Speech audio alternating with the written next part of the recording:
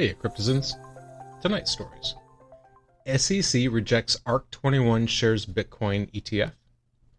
OpenSea to add new payment options. Phishing attack on Bored Ape Yacht Club. It's 10 p.m. Pacific time. The date is April 1st, 2022. Welcome back to the Crypto Overnighter. I'm your host, Nick. The cover model for this podcast is Tex, and together we take a nightly look at the crypto, NFT, and metaverse space and the industry that surrounds it. We bring you new stories on familiar topics. And keep in mind, nothing in this show should ever be considered financial advice. So, last night, right? We talked about the EU's new anti-privacy law. It's a regulatory package for tougher know your customer and anti-money laundering. These rules for, quote, unhosted wallets. So in part, this means crypto service providers, like exchanges, would have to verify the identity of every individual behind a hosted wallet that interacts with them.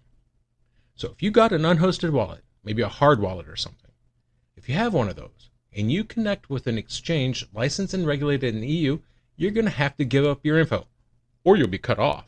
You just won't be able to interact with it. Armstrong is CEO of Coinbase. He said, quote, imagine if the EU required your bank to report to the authorities every time you paid your rent money because the transaction was over 1,000 euros. Or if you sent money to your cousin to help with groceries, the EU required your bank to collect and verify private information about your cousin before allowing you to send the funds. How could that bank even comply? The banks would push back. That's what we're doing now. Pascal Gaultier eviscerated the EU Parliament over the amendment. He tweeted, quote, today the EU Parliament chose fear over freedom. A new regulation was just voted on that paves the way for a massive surveillance regime over Europe's financial landscape. And he's right. This effectively creates a very anti-privacy registry of crypto addresses, names and numbers, all sorts of sensitive information conveniently gathered in one place. Can you say honeypot? Because that is absolutely a huge target for anyone looking to steal identities. And I am not confident that the government, any government, can adequately safeguard that much important information in one place. Now, before we get to tonight's stories, let's take a quick look at the markets. At the time of writing, the global crypto market cap is $2.17 trillion. It's down 3.92% in 24.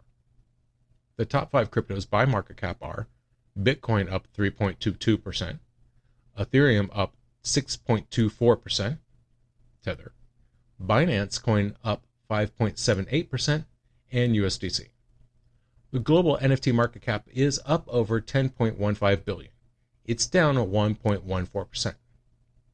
The top 5 NFT collections by sales volume are Azuki, Bored Apes, Mutant Apes, CloneX, and Pudgy Penguins.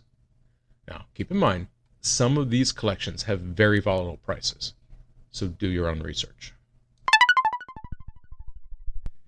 SEC rejects ARK 21 shares Bitcoin ETF. So 21 shares actually submitted for the spot ETF back in June of last year, published for comment in the Federal Register in August of 2021. And it was submitted with ARK investment by a listing on the Chicago Board Options Exchange on the BZX exchange. And on Thursday, the Security Exchange Commission handed back their filing that officially disapproves their application. Technically speaking, it's a proposed rule change. In this rule, the change would have allowed the BZX exchange to list and trade shares of the ARK 21 shares ETF. The SEC said that the rules change would not be, quote, designed to prevent fraudulent and manipulative acts and practices, nor protect the investors and the public interest. The SEC said the BZX exchange hadn't met the necessary requirements to list a financial product as well as those of the Exchange Act.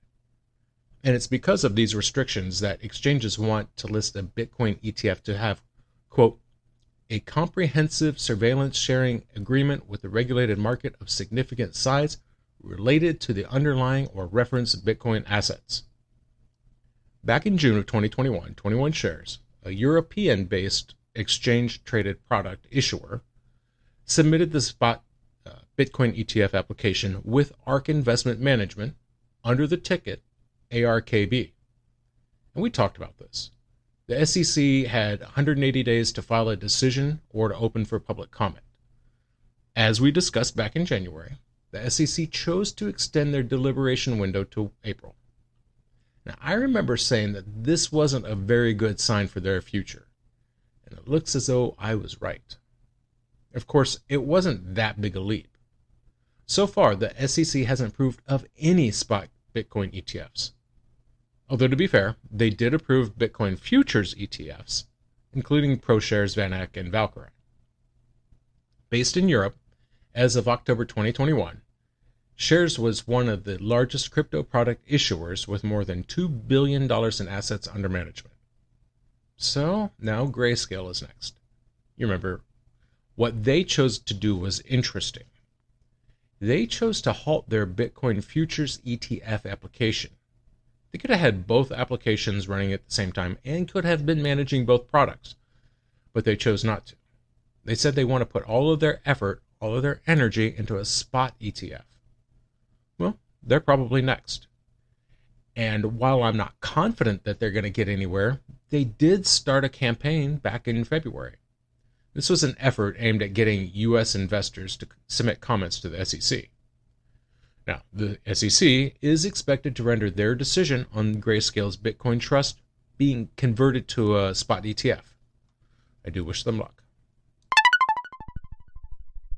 OpenSea to add new payment options. And I got to be honest here. I spend a lot of time looking to see if this was an April Fool joke or not. Just for the record, I won't pull an April Fool's joke on you, not on this show. But it looks like in this case it's true.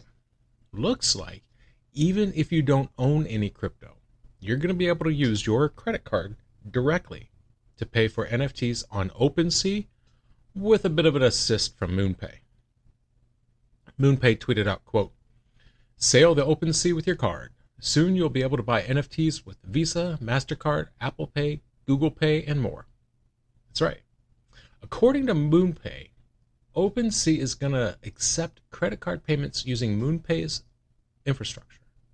This comes after OpenSea has hit more than $23.5 billion in total sales volume. So right now, if you were to go to OpenSea and you wanted to buy an NFT, you'd have to have Ethereum. That's it. That's your choice. Well, maybe not, because there are new payment types, right? I mean, maybe you have to have Matic to buy the NFT you want, or Solana. They're going to be supporting that soon. This MoonPay integration is supposed to change all that. OpenSea customers will have a variety of choices in front of them.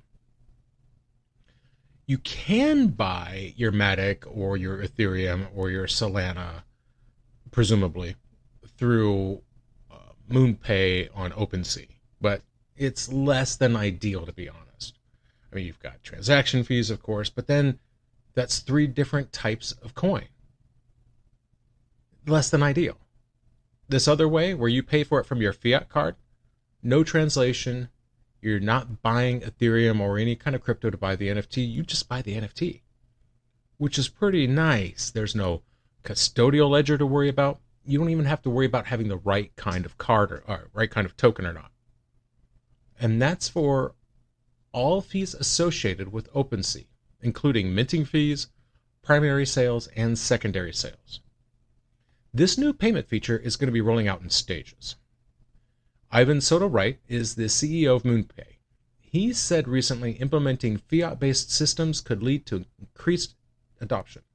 He said, quote, "Right now the NFT market is limited to the hundreds of millions of people who own cryptocurrency. MoonPay's NFT checkout has just opened the door to billions more who own credit cards by making ownership both simple and fast." Phishing attack on Bored Ape Yacht Club. Man, Discord just seems to be kind of a hacker's paradise, doesn't it? I've seen a number of times where NFT hack came off just because the weak link was Discord somehow, usually a bot. Remember when in February the Discord server for Doodles got hacked and a bunch of people fell victim to a phishing scheme? Well, it's happened again. People have lost money. Apes have been stolen. So it's just kind of a bad day, right? Okay, here's what's up. The Bored Ape Yacht Club NFT Collections Discord server got hacked today, and this was confirmed by the Bored Ape crew via Twitter. What it looks like is a phishing scheme that came off in part by stealing funds from the wallet. It seems like when this happens in Discord, it's the bots. And in this case, there was an update to the ticket tool bot. The hacker exploited that update and used the bot to post fake minting links. So when people went in and logged into their Bored Ape server at 6:19 UTC Friday morning, they were presented with a message. And the message goes on about a mutant ape kennel club collection. It says, quote, "Oh no, our dogs are mutating. MAKC, Mutant Ape Kennel Club, can be staked for our ape token.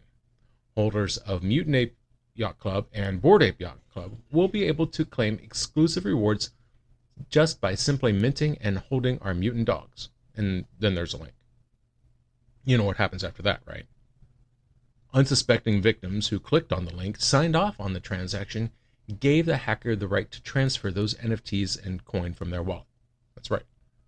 So the goal, of course, was to get people to click that link and sign off on a fake NFT minting action. In some cases, they convinced the person to wrap their NFT into a token and took it that way. Taiwanese pop superstar Jay Chou lost big. Over $550,000 in NFTs were stolen from him. This includes a Bored Ape given to him by another Taiwanese artist, Jeffrey Huang. He also lost out on a mutant ape and 2 doodles. Apparently, he thought it was an April Fool's joke until he found that he had actually lost access to those NFTs. Bored Apes being Bored Apes, they responded quickly. They tweeted, quote, "Stay safe. Do not mint anything from any Discord right now. A webhook in our Discord was briefly compromised. We caught it immediately, but please know, we are not doing any April Fool's stealth mints, airdrops, etc. Other Discords are being attacked right now." And like I said, they weren't the only one that was hit by the hack. We know Nioki and Shamans, they also confirmed their Discord hacks via tweets.